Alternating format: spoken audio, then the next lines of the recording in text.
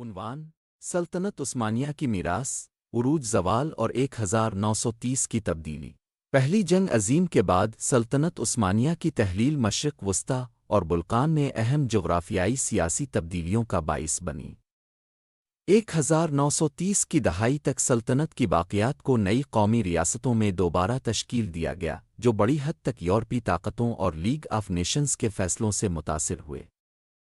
1920 میں قائم ہونے والی لیگ کا مقصد اقوام کے درمیان امن اور تعاون کو فروغ دینا تھا، لیکن اس نے عثمانی کنٹرول میں آنے والے علاقوں کی تنظیم نو میں بھی اہم کردار ادا کیا۔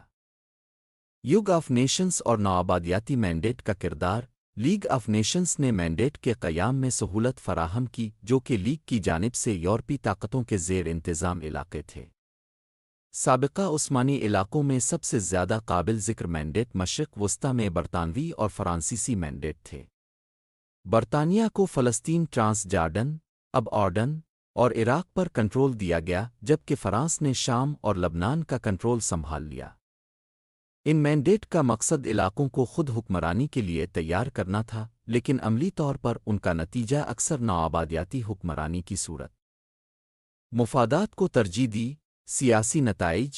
سلطنت عثمانیہ کی وراثت نے مشرق وسطی میں عراق، شام، اردن، لبنان اور سعودی عرب سمیت نئے ممالک کی تشکیل کو نمایاں طور پر متاثر کیا۔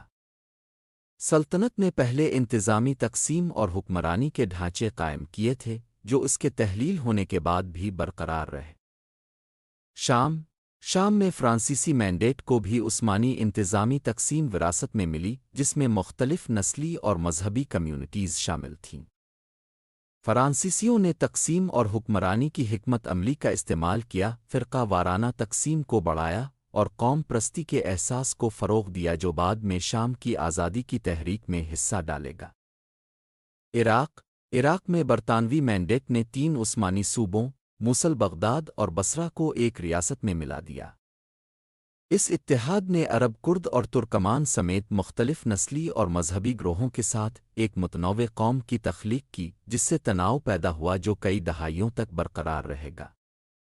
اردن اصل میں عثمانی صوبے ٹرانس جارڈن کا حصہ تھا۔ انگریزوں نے امیر عبداللہ کی قیادت میں امارت ٹرانس جارڈن قائم کی۔ اردن کے لیے کھینچی گئی سرحدیں بڑی حد تک مصنوعی تھیں، جس کی وجہ سے قومی شناخت اور حکمرانی میں چیلنجز پیدا ہوئے۔ لبنان میں فرانسیسی مینڈیٹ نے ان فرقہ وارانہ تقسیموں پر زور دیا جو عثمانی حکمرانی کے تحت پیدا ہوئے تھے۔ ایک اطرافی سیاسی نظام کے قیام کا مقصد مختلف مذہبی گروہوں کے درمیان طاقت کا توازن رکھنا۔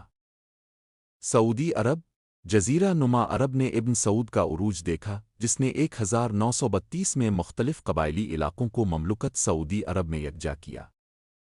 سلطنت عثمانیہ کے انتظامی طریقوں کی میراث نے نو تشکیل شدہ ریاست میں حکمرانی کے ڈھانچے کو متاثر کیا، حالانکہ یہ اپنی قبائلی اور مذہبی بنیادوں میں الگ تھا۔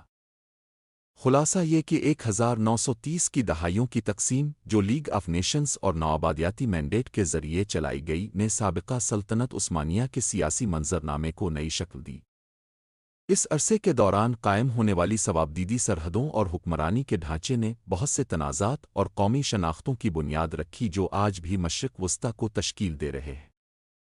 اس لیے سلطنت عثمانیہ کی میراث خطے کی وضاحت کرنے والے نسلی، مذہبی اور سیاسی عوامل کے پیچیدہ تعامل میں واضح ہے۔